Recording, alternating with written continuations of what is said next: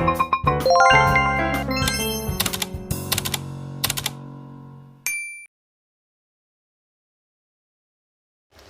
semua, Assalamualaikum warahmatullahi wabarakatuh. Saya Anggi Setiawati dengan NIM 2221000303. Nah, di sini aku mau presentasi tentang apa sih Lukata itu. Jadi, teman-teman semua harus simak video aku sampai habis ya. Dadah. Lukata adalah suatu barang yang hilang dari pemiliknya lalu ditemukan dan diambil oleh orang lain. Tetapi untuk status kepemilikannya itu tidak hilang. Jadi masyarakat yang menemukan itu bertanggung jawab untuk merawat, menyimpan, dan menyampaikan barang tersebut kepada pemiliknya semampu mereka. Contohnya, bila Anda melihat dompet jatuh di jalan, lalu Anda mengambilnya, itu yang disebut dengan lukata. Selanjutnya kita membahas tentang hukum memungut lukata. Untuk hukum memungut lukata sendiri itu ada 4. Yang pertama adalah wajib.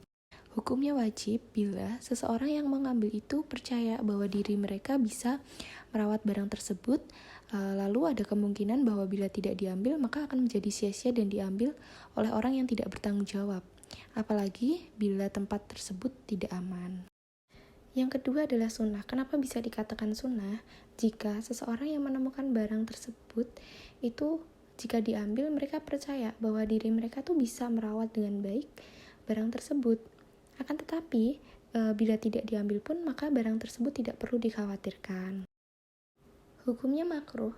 Jika seseorang yang akan mengambil barang tersebut tidak percaya diri bahwa ia bisa merawat barang tersebut, yakni ia khawatir akan berbuat yang tidak baik terhadap barang itu. Yang keempat adalah haram. Kenapa bisa dikatakan haram? Jika seseorang yang menemukan barang tersebut sudah mempunyai niat yang buruk terhadap barang itu. Jadi misalnya, menemukan suatu dompet di jalan, ada uangnya, dan dia kayak, yaudah lumayan nih uangnya bisa buat beli ini atau beli itu. Dan dia tidak ada niat yang sedikit pun untuk mengembalikan barang tersebut. Nah, selanjutnya kita akan membahas tentang rukun lukatah. Rukun lukatah itu ada 3. Yang pertama adalah penemuan, jadi seseorang itu menemukan barang tersebut. Yang kedua adalah orang yang menemukan. Yang ketiga adalah barang yang ditemukan.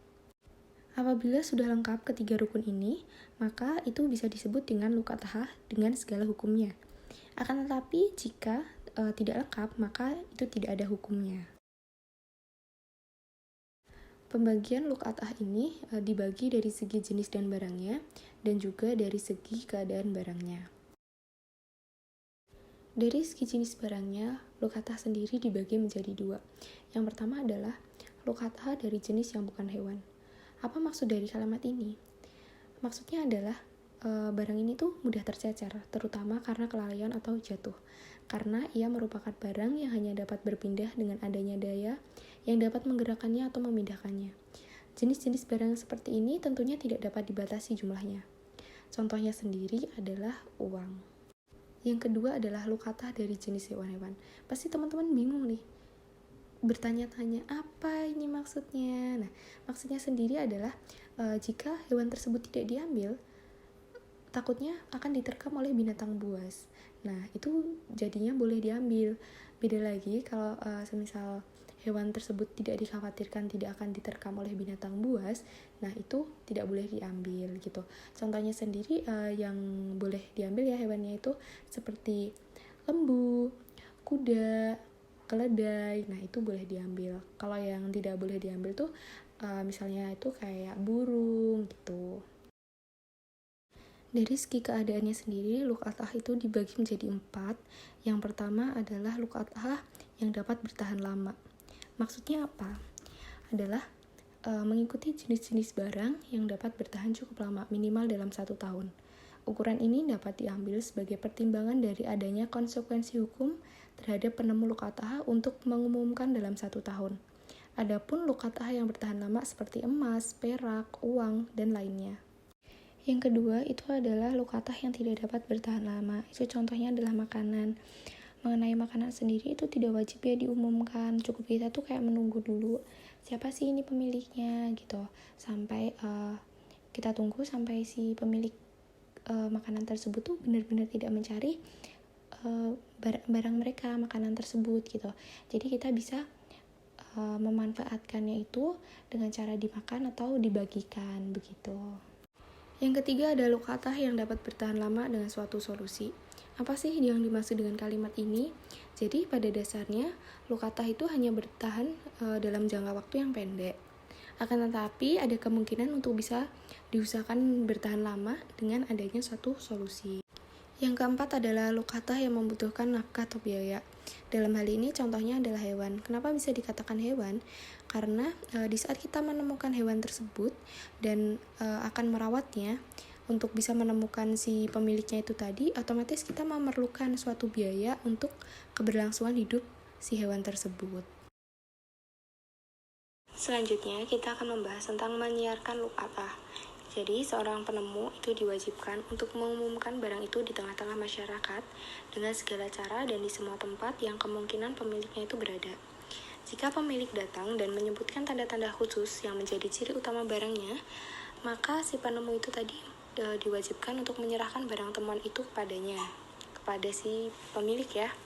Nah, jika pemiliknya itu tidak muncul, penemu harus mengumumkan selama 1 tahun.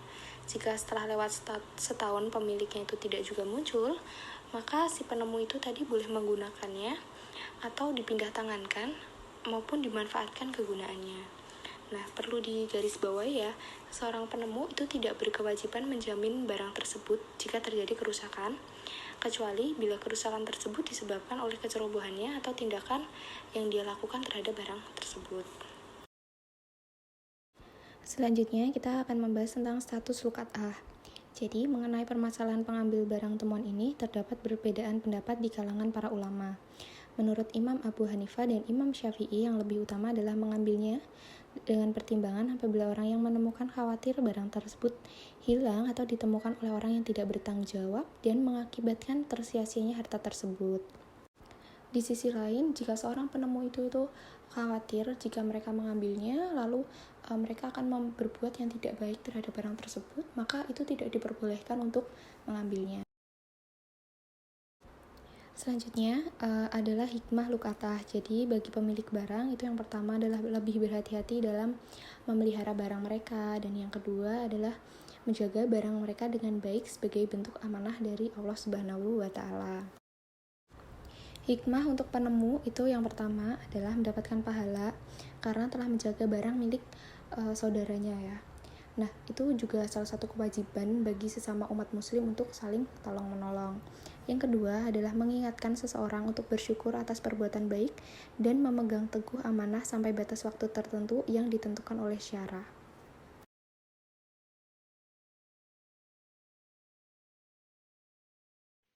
Boom! Hai teman-teman, terima kasih telah menyimak video ini sampai habis. Mohon maaf jika selama teman-teman melihat videoku ini mungkin ada beberapa kata-kata yang sulit dimengerti oleh teman-teman. Terima kasih ya, dan see you next video. Dadah!